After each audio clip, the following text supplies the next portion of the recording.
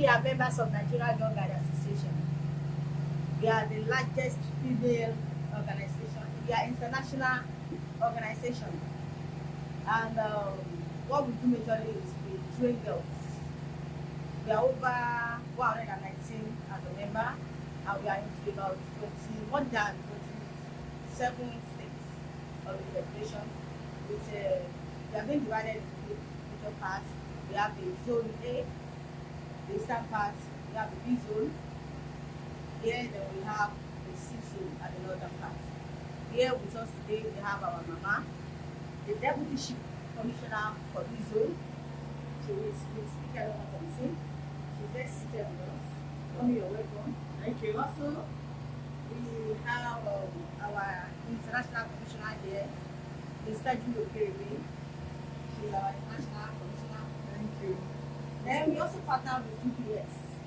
And we have our UPS manager. She's a Motora Appreciated.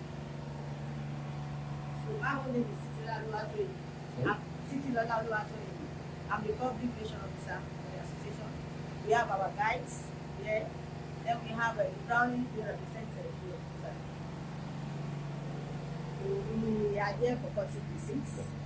And we also have a war with tea. But I think our mama will do most of the work. I will allow her to do it. Okay. Thank you. Over to you, ma'am. Thank you very much. It's a pleasure to be here this morning. And I'm seizing this opportunity to say I'm happy to meet you, Mr. Sheye Kehinde. In fact, I think I saw a picture of yours around here. I saw the name somewhere. So it's a pleasure being here. And as you have said, the Nigerian Girl Guides Association happens to be an MO. When we say MO, that's member organization of the larger body, the largest body, that's the World Association of Girl Guides and Girl Scouts, with over 154 countries and more countries still striving to be members. And our major mission is to train girls and young women, to educate them so that they can be fully empowered to put in their best, to develop to their fullest potentials. While our mission is to educate the girl child. Now, like she has said, we are the largest female non-governmental organization internationally. There is no other organization that is having so much membership like the World Association of Girl Guides and Girl Scouts. So that word indicates that it is a global organization. And as she said, we are divided into 3 zones. We have A zone, B zone. We don't want to be referred to as zone B because that happens to be our zone. We prefer to say B zone, and then there's C zone. Now the B zone comprises 9 states, and there is an acronym for the B zone. We call it DCLU for easy remembrance. When I say DCLU, I have D, double E, K, L, then 4 O's. D for Delta, E for Edo, another E for Ekiti. Are you with me? Yes. Delta, Edo, Ekiti, Lagos, Kwara, and then Ondo, Ogun, Osun, Oyo. So those are the 9 states under ISO. Now the method of training is such that it is not formal because learning doesn't end in the classrooms. The method of training is such that the girls and young women are exposed to games and activities. So we prefer to train from outside, from within, rather than from outside. And at the same time, those girls will be enjoying the activities, but as they are enjoying the activities and games under which they are being trained, they are trained morally, morally, physically, and emotionally. So they have a total being. That is what we mean by saying to train girls so that they develop their potentials to the fullest. That is briefly what we have to say about the now we have 5 groups. We have the peepings. The very, very young girls are called peepings because in those days, when activities were going on, they were always peeping to see what was going on. That's where the name comes from. But it's not P-E-E-P. P-I-P-I-N-G. Peepings. From that word, peeping to see what adults were doing. Those ones are between 3 and 5 years. Then we have guide brownies, which are between 5 and 10 years. Then guides between 11 and 15. Then we have guiders between 16 and 18 years. We have rangers between 18 and 25 years. And then we have the leaders, that's 25 to 25.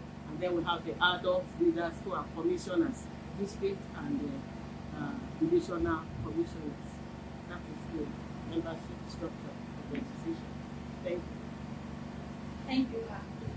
Before we go to the purpose of this visit, I would like to have the word from our project manager, Mr.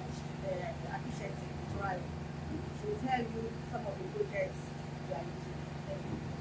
Good morning, sir. My name is Motuayo Akishete. The UPS project manager for the Nigerian Girl Guidance Association.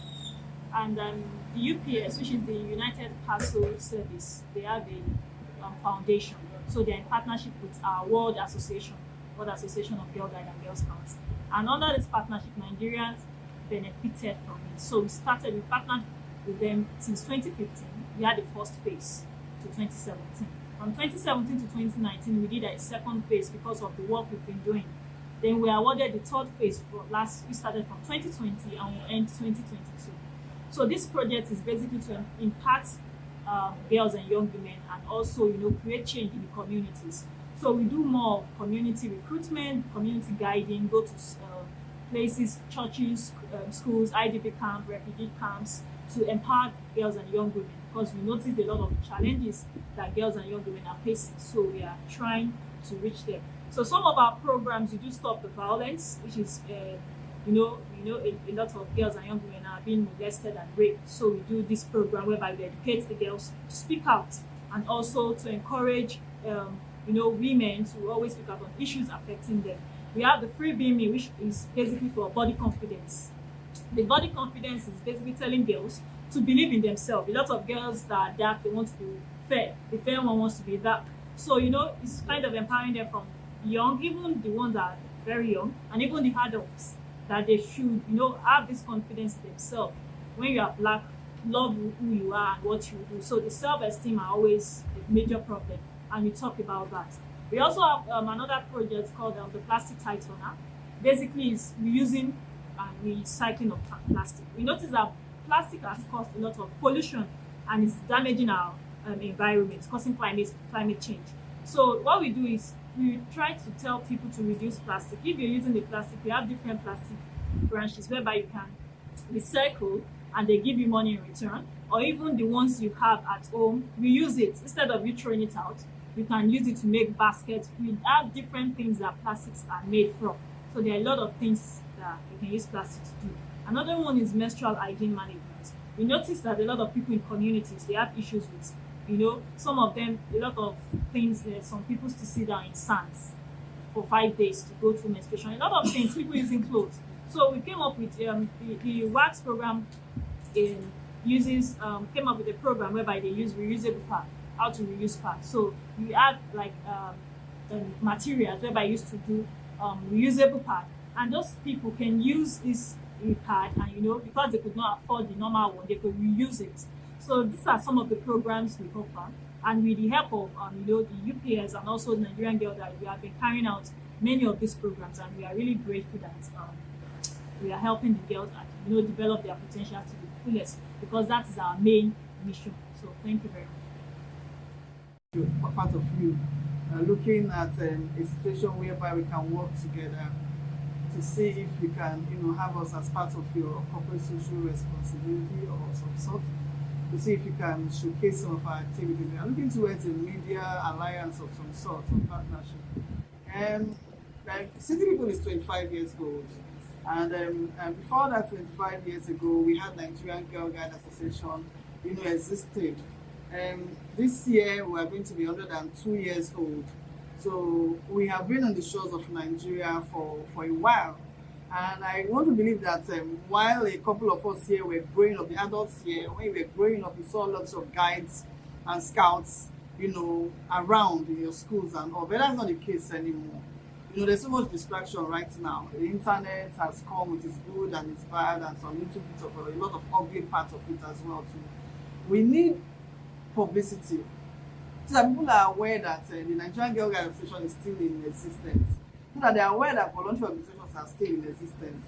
And I want to tell you that if we can have lots of media partnership from a reputable organization like yours, people who want to release their children to attend brand new programs, guide programs, they want to find out from schools, they want to encourage schools to have us there. All these lovely people that you have here, we want our girls, we want to see if we can have a room, have if we can have a unit for young people, a part of I don't know, a column for young people, for brownies, a column for guides, a column for rangers, the older girls. When they see that there's a room for them to interact, when everybody sees it that way, then I think people want to be associated with Nigerian Girl Guide Association. And this will go a long way to reduce the mayhem that we have in society today. We have been hearing about a lot of challenges with drugs, drug abuse, misuse of drugs, different kind of juvenile delinquencies that our young people today are getting tangled with. And that's because they don't have things that are occupying them. And Nigerian Girl Guide Association has lots of all these programs that will keep them busy, but unfortunately they don't know.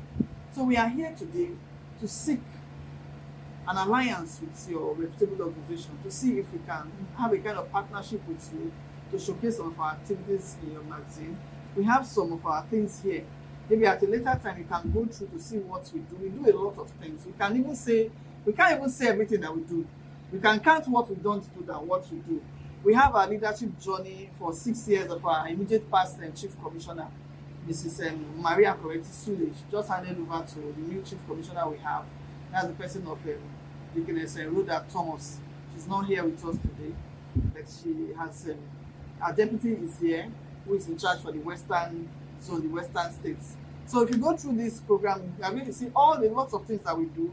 Also, how we go out for various activities. Our girls are very exposed. We give them opportunity. We don't handpick people. We give every girl is equal. We give every girl opportunity to showcase herself. Every opportunity for them to discover who they are. This year is one of our girls we have, Tosa. I think she was in Switzerland here, and in storage, she went for a seminar. She didn't pay for a dime of her personal money. Her parents didn't pay anything for her. The association got sponsored, not us, not Nigerian Girl Guide Association. We have foundations that help us. Like the UPS Foundation was one that helped to ensure that we get membership. The UPS Foundation came in to increase our membership. Their CEO was of the opinion that they have benefited a lot from Nigeria, as a whole, and that they want to help the girls in Nigeria. And they know lots of programs that we do, and they wanted a situation whereby we could reach out to girls in hard-to-reach communities. Girls in places where we should go out to where we normally don't go out to. Normally we focus on schools and then some open units. So they gave that sponsorship for us to do that for UPS. Tosa benefited from another foundation that gives opportunity for leadership training. I too have benefited from this training at a younger age. Ellen Storo is usually in Switzerland, and I think in Pat's Lodge, London too. And you can see too some other places that our girls have been to. Fifth Africa region, here we hosted Nigerian Girl Guide Association, hosted the rest of Africa to a training on developing entrepreneurs of leadership throughout Africa. We have lots of programs, lots of activities that are relevant to every age in girl guiding, and every age for every girl. And guiding activities is for every girl and for any girl. Any girl can aspire to be a girl guide. Every girl is supposed to be a guide so that they can learn from our programs and they can be better people. While I was growing up, first of all, I came across guiding in my place. I'm a Delta. And the first time I saw our mamas come over, I was so thrilled to see them. I said, oh, this elderly mama wearing skirts like this. Me too, I want to grow up. I want to be like this people. It was a challenge for me. I was mentored even at that early age to see the person of Lady Abayomi, Oyinko Abayomi of blessed memory, person of late Mama Jibowu, Deborah Jibowu of blessed memory. On that one again, who is still very much alive because they're quite old in her 80s, Mama Olowu. Elderly women then, beautiful, well-spoken and all. And I was like, oh, I want to grow up to be a very responsible woman tomorrow. I was born and bred in Warri. I'm a Warri-based person, a Warri girl. So I work in Lagos now and all that. But I was mentored by this person, and I can see a lot of girls too that we have also impacted with our activities. It will go a long way. People like your magazine. It's very colorful, and people look forward to seeing city people. It will be another thing for us to have, you come around to our programs to also showcase Nigerian Girl Guide Association in our, full regalia, see our brownies, our guides, our rangers, and all, so that people can know that guides still exist. They see the kind of programs that we have. From time to time, you come around to our things, and we also want to have you too as part of our members. Of course, we'll be talking about women soon, so we'll be very, very glad to have you as our member too. We have a group where we call Friends of Guide, So that is basically the reason why we are here.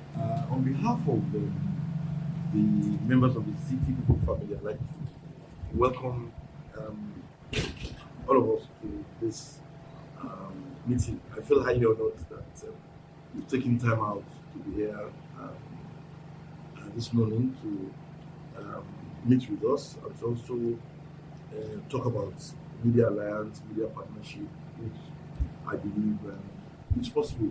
We will always support the organization in our own little way. Whatever activity we are having, we know ahead of time. We'll always be there. We also do stories to promote the association. We also, like you said, tell people that the association is still vibrant and there's also a need for it at a time like this with all the distractions that exist in society. More than ever before, this is the time that we need an organization like this to continue to remind our girls that they need to live a very decent and upright lifestyle. I know that that's what the organization is supposed to. And I also want to say a very big thank you to you and the entire members of the organization all over the country and the world, because it takes a lot to be involved in this kind of adventure. It's not something that is paid for. It's something that you sacrifice your time, your at times career, and all that to make sure that other people live a better life and all of that. It's more than the choice. One could say, "Oh, fine, you chose to do it and all," but then somebody must be there for others. You must stand out there to help correct and make sure that our society is a lot more how do I put it now? A lot more better than it was and all that. Yes, and as we move from generation to generation, there's also a need to leave behind for those coming examples like this, and people looking forward to elders as moral models.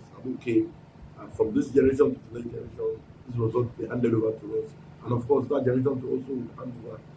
So I like that generational linkage from the youth to the elderly and all that. So I must, on behalf of my team, say very good thank you to you for taking time out, and also for recognizing city people for little efforts that we're making to make sure that the society is a lot more exciting and much more progressive in nature.